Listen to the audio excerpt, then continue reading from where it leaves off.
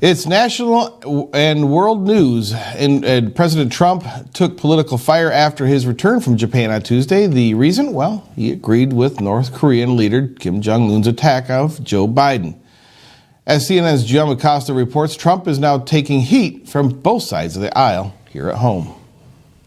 Any regrets on your comment on Joe Biden? Biting his tongue as he returns from Japan, President Trump is facing bipartisan blowback after embracing North Korean dictator Kim Jong-un's criticism of former Vice President Joe Biden. The Biden campaign released a scathing statement that hit inboxes as soon as Mr. Trump was back on the ground in the U.S., saying the president's comments are beneath the dignity of the office. To be on foreign soil on Memorial Day and to side repeatedly with a murderous dictator against a fellow American and former vice president speaks for itself. That swipe came after the president made waves in Tokyo over the weekend. Well, Kim Jong-un made a statement that Joe Biden is a low IQ individual. He probably is, based on his record.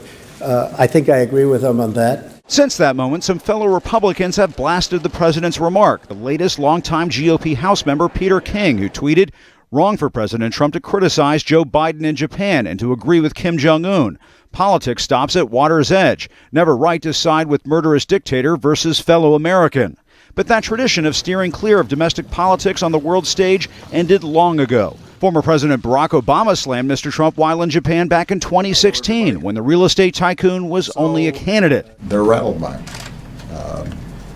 and for good reason, because a lot of the proposals that he's made display either ignorance of world affairs or a cavalier attitude. The president also sided with Democrats who have criticized Biden for his support of a controversial crime bill in the 90s, tweeting, "Anyone associated with the 1994 crime bill will not have a chance of being elected. In particular, African Americans will not be able to vote for you." But the president is overlooking his own role in inflaming tensions back in the 80s when he took out an ad calling for the death penalty for a group of African American and Latino teens wrongfully convicted in a Central Park rape case. Were you prejudging those arrested? No, I'm not prejudging at all. I'm not in this particular case. I'm saying if they're found guilty, if the woman died, which she hopefully will not be dying, but if the woman died, I think they should be executed. On the Russia investigation, one of Mr. Trump's toughest critics, Republican Congressman Justin Amash, took to Twitter to hammer Attorney General William Barr's handling of the Mueller report, tweeting,